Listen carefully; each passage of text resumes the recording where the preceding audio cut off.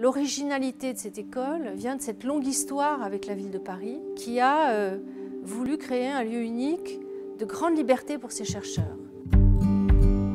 Le SPCI, c'est d'abord une école d'ingénieurs qui forme un peu moins d'une centaine d'ingénieurs par an sur 4 ans.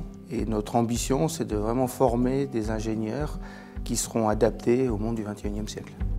Le SPCI fait partie des 2 meilleures écoles d'ingénieurs françaises au classement de Shanghai. C'est l'école des prix Nobel. Il y a eu 6 prix Nobel à l'ESPCI, 5 lauréats puisque Marie Curie en a eu 2. Et plus près de nous, Georges Charpak, Pierre-Gilles de Gennes.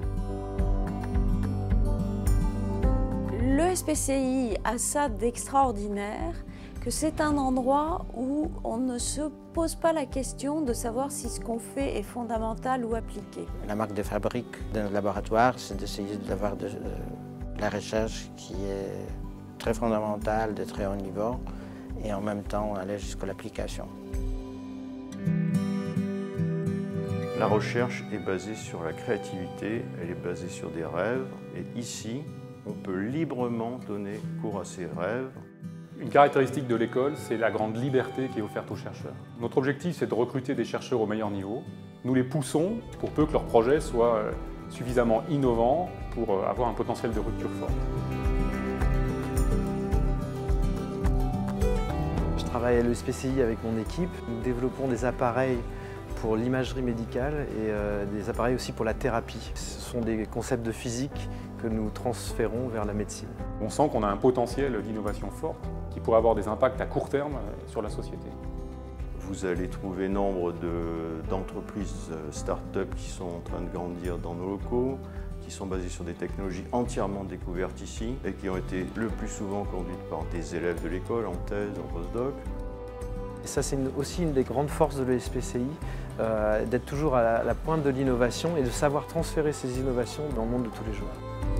L'enseignement à l'ESPCI dans les premières années, c'est un enseignement scientifique très interdisciplinaire qui enseigne aux élèves la physique, la chimie et la biologie. Et nous essayons en permanence de casser les frontières entre les disciplines. J'ai pas du tout été déçu de ce que le SPCI m'a apporté parce que je voulais vraiment trouver de la pluridisciplinarité et le fait de se retrouver face à des problèmes et dans un environnement de recherche.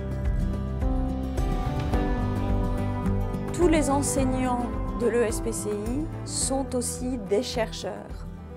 Les travaux pratiques, ils sont surtout importants dans les 2 premières années d'école et ils occupent 50% du temps d'enseignement.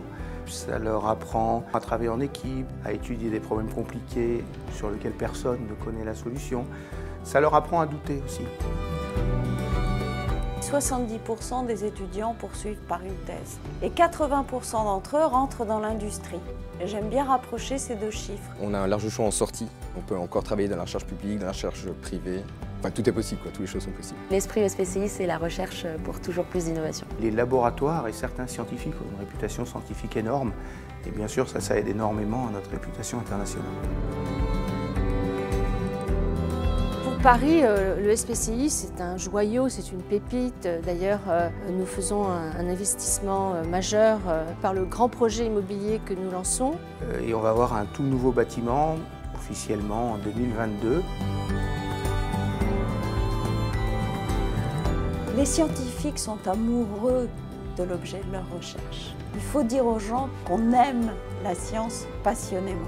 L'ambition qu'on a, c'est de transmettre aux élèves cet esprit d'invention, de remettre les choses en question et de créer un monde nouveau.